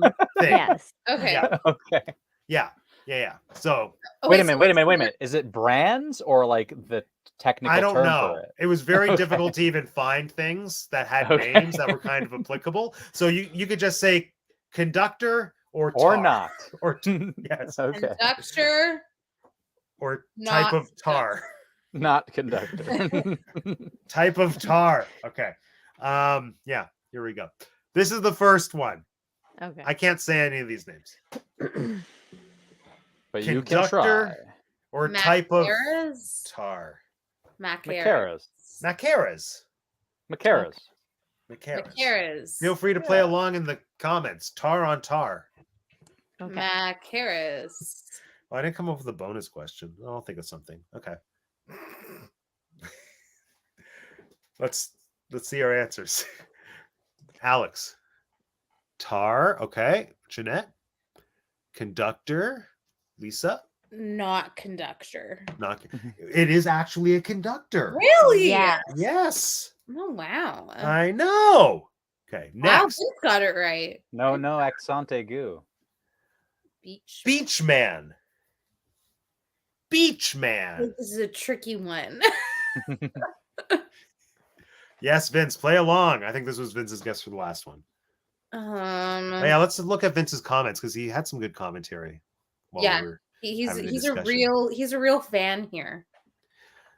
At least she didn't get hoisted up into the heavens at the end like yesterday's movie. Spoiler. It's true. It's a thing that happens. That's what happens when you miss out. You miss Yeah. out. Yeah. Also, what Spoiler. happens when I tune in for like 5 minutes and you guys spoiled something about the sister? Well, What? watch the movie then. Why would you Oh. tune into an episode That's of this not. show? That's not. The sister thing isn't meant to be like a huge reveal. I like you can kind of. I think it is. for That's what I sure. thought I figured it when out. I heard you talking about it. I figured it out. I was like, yeah, I did midway not. through, I Said, thought, like, it's such oh, a crazy reveal. it's too much of a coincidence that she's saying her brother was killed by this cult and his boyfriend was killed by the cult. It must be the same person, and it was. So there we go. Anyway, yeah, Beachman. What do we think? It's a tar, a Not conductor. It's a conductor again. Damn it. Yes. Okay, next. Creosote. Creosote. I feel like all of these tar Creosote. names are actual people's names too. Creosote. See, I'm starting to think that all of the ones that sound like people are going to just be people, and then all the ones that Does it don't. sound like tar are going to be Tar. tar? No, this isn't sound like tar, but it doesn't sound like a person either. So third time's the Creosote. charm. Creosote. Creosote. Creosote. Let's see. Not Okay, conductor. not conductor. It's a tar. Yes. I knew it. Yes. Let's see if my new theory Really? works now. It's creosote. What was your theory, Alex? I already said it. I'm not going to repeat myself. What, that the things that sound like the things that they are what they are? Correct. God. Okay. This one. Barbaroli. Barbaroli. The Sounds like a shish kebab. I want a shish kebab. I'm hungry. I am too. Yeah. I'm going to make chicken tenders when this is over.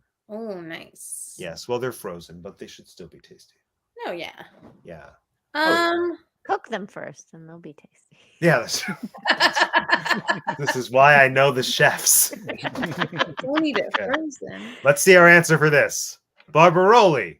Conductor. Tar conductor. It's a conductor. Yes. Well done, Alex. What happened to your theory? Well, Barbaroli can go either way. It also sounds like a barber's like cream. It's true. I am Senora Barbarelli, the barber of kings, the king of the barbers. I know you a kiss, Sounds Sweeney like Todd. a cold cut, like a meat, like turkey breast. Yeah, that too. Yeah. Pitch.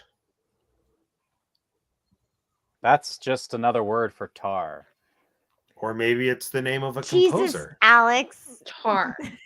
Okay, tar. It's a tar. Good job. Alex, why'd you have to give it away? I didn't give it away. word gave it away. No, it didn't. Common Not- sense. Not everyone Watching knows movies that. and reading books. with Not everyone pitch in knows them. that tar and pitch are the same thing. Not everyone knows Into the Woods. Into the woods, into the woods. Smear the ground with pitch. We'll lure her to an area smeared with pitch. Yes, her feet will stick and she Yeah. won't be able to move. Light the pitch with Yes. the torch. He spread pitch on the stairs. I was caught what I was thinking. unawares. And I thought, well, he cares. This thing. Giuliani. Guido, Oh. Guido, Guido. Guilini, Guilini. Guilini, Guilini, Oh, jeez, this Sounds one's like up in pasta. the air. Mhm. This one's up in the air.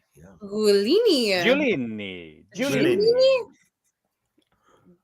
Giulini is a conductor. I'm gonna say. Okay, we got one for Oh, I almost wrote conductor, composer. Hold on. I don't mean one to for write composer. conductor.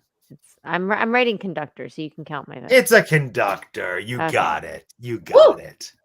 Next, Bitumen. Bitumen. Bitumen. Whoa, Bitumen. watch your mouth.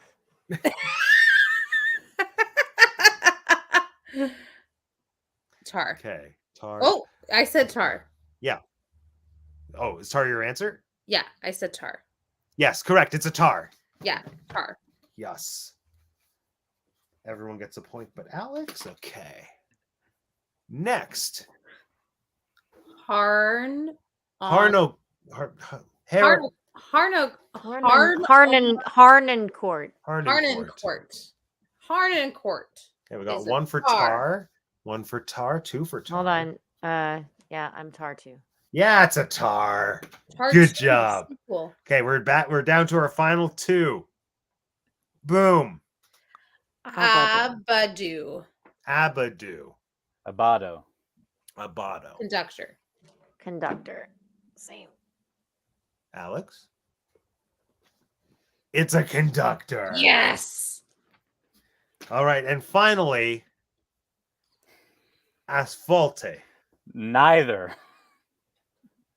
Tar. Okay, we got one for tar. One. Yes, it's a tar.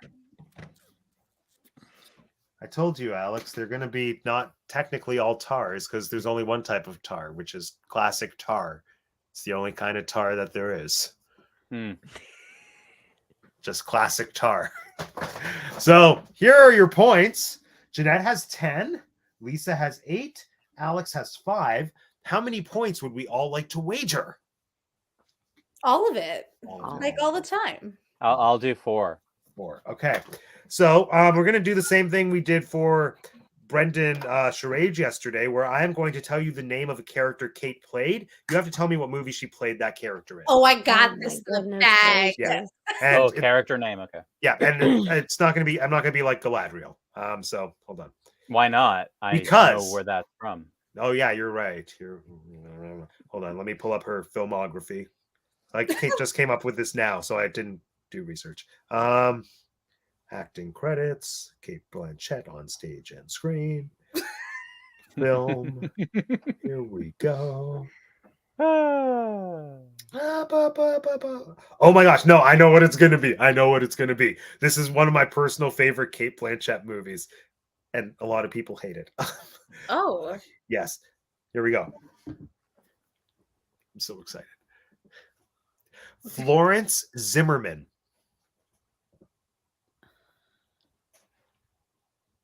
Do animated movies count? If she was in it, Like if she voiced a character? This is your favorite Kate Blanchett movie? maybe it's not my. Actually, is it? It might be.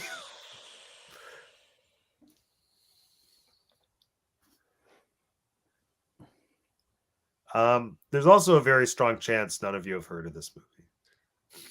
Oh, then my answer is probably wrong. Who knows? I Maybe know. it's I right. know. I've probably heard of it. I don't. Yeah, let's see our answers. We'll start with Alex. Polar Express, okay. Lisa. House with a Clock in its Walls, okay. Jeanette. Question mark, question mark, question mark. Lisa, you got it.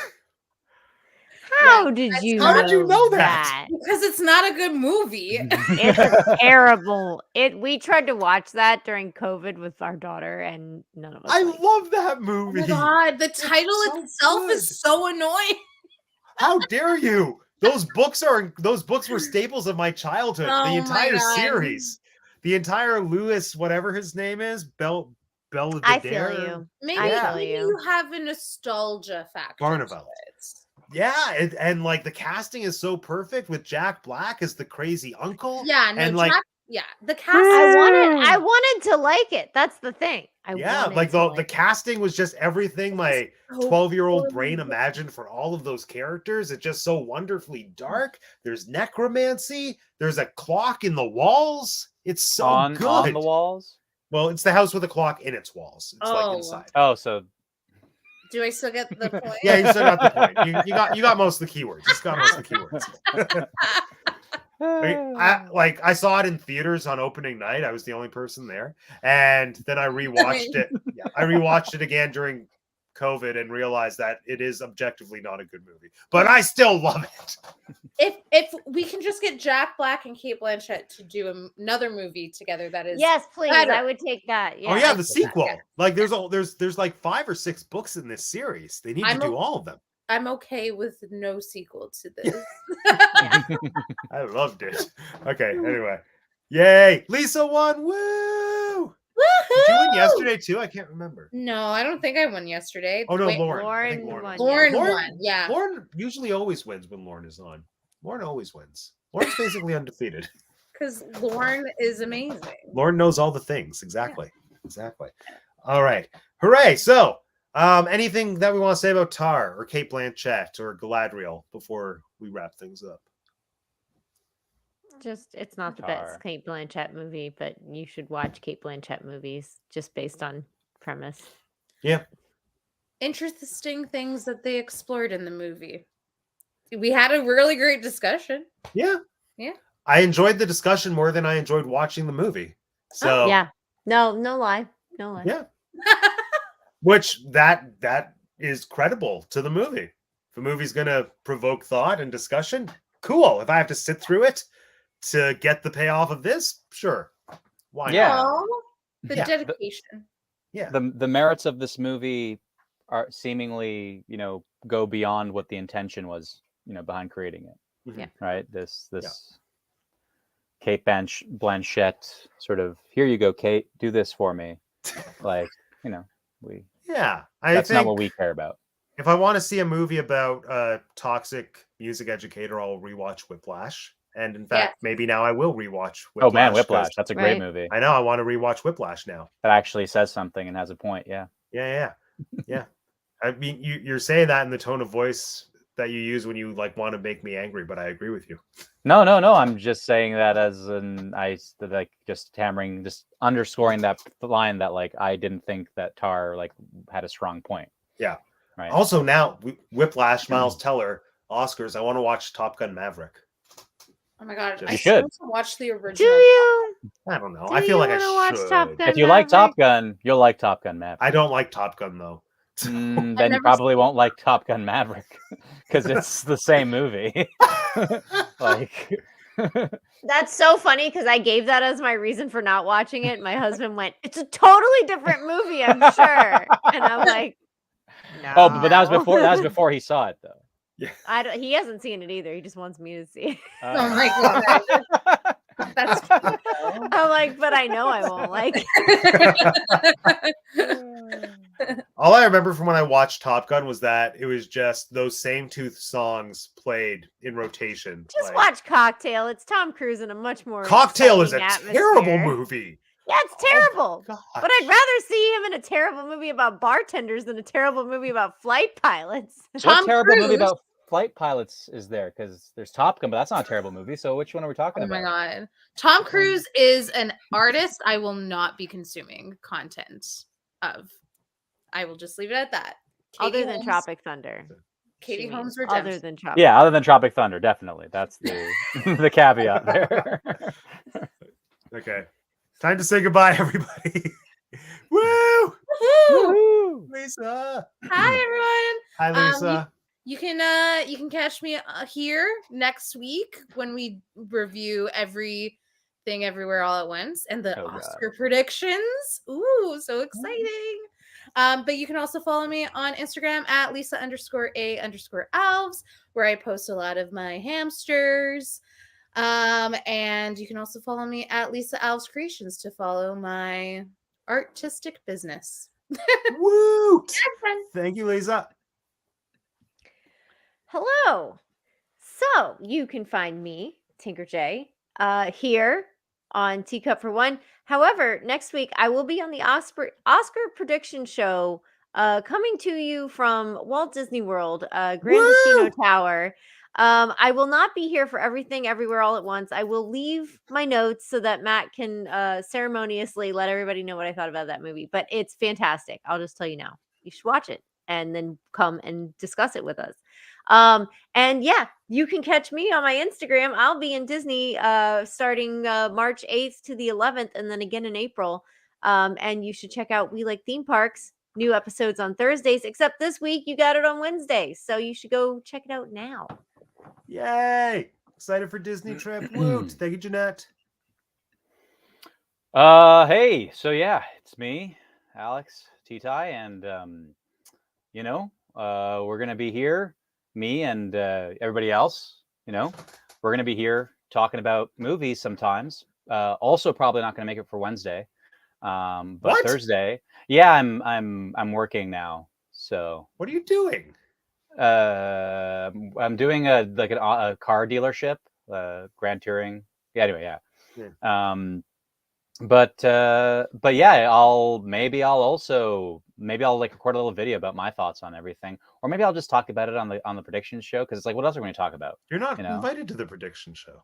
Yeah, I am. You didn't sign up for it. But I'm invited. Yeah, but you said you didn't want to do the prediction show. Did I say that? Yes, you specifically. Oh yeah, because you're not going to do it like live. It's not going to be done live on the Oscar and... night. You were like, I want instant gratification. I mean, you could be there if you want. Yeah, well, so maybe I'll check in and see if it's like kind of like the other, like yesterday, and if there's like too many people, then I'll just be like, and if there's not, then, but yeah, we'll see. Yeah, okay. But yeah, I want to see, like I do just kind of like with the whale. I want to watch it just to have like an opinion on it, and similar to Everything Everywhere All at Once. So I'll try to watch that, and maybe I can get my insightful, invaluable opinion to you somehow. Yes, please do. But yeah, so otherwise, yeah, I'll I'll retreat back to my little.